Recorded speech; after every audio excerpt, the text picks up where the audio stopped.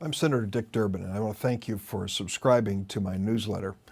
One of the things that really gives me inspiration on this job is just going out and meeting with folks across the state, speaking to them in their towns and neighborhoods firsthand and hearing what's on their mind, what's important.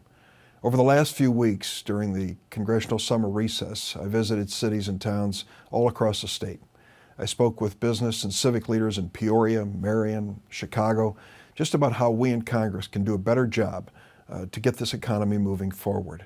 I spoke with local retailers in Crystal Lake and Normal, Illinois, who explained to me how difficult it was to constantly compete with online mega retailers that don't have to collect sales tax from their customers. I told them I was going to work on the Main Street Fairness Act on a federal level to close this tax loophole and help level the playing field so that the folks on Main Street, these businesses, have a fighting chance. In East St. Louis, I heard from law enforcement officials about their efforts to combat terrible, violent crime. Residents of East St. Louis suffer from one of the highest violent crime and homicide rates in America. The people living and raising their families in that community deserve better.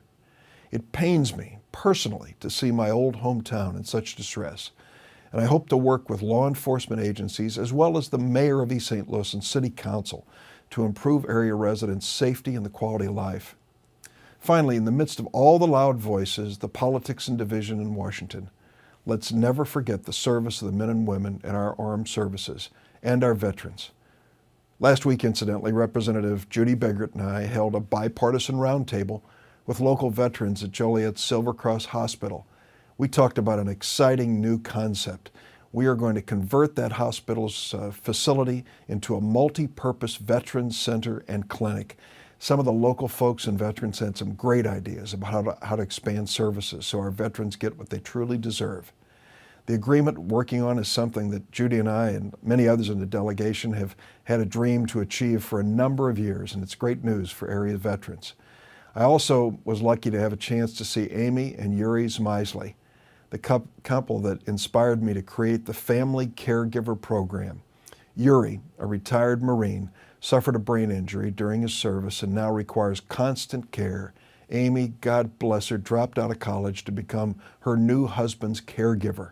But they've been struggling to get by with limited resources. The Caregiver Act that we passed, that I introduced, is going to help them meet their financial burden.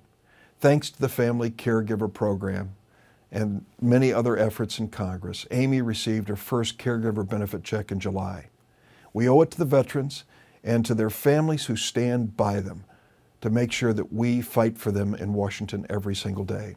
I'm glad I was able to see so much of Illinois during August, and I'm looking forward to more visits on the weekends. Now that I'm back in Washington, we're going to roll up our sleeves, try to get Democrats and Republicans to agree to get this economy moving forward. And I think if we work together, we can get this country back to work and rebuild the American economy.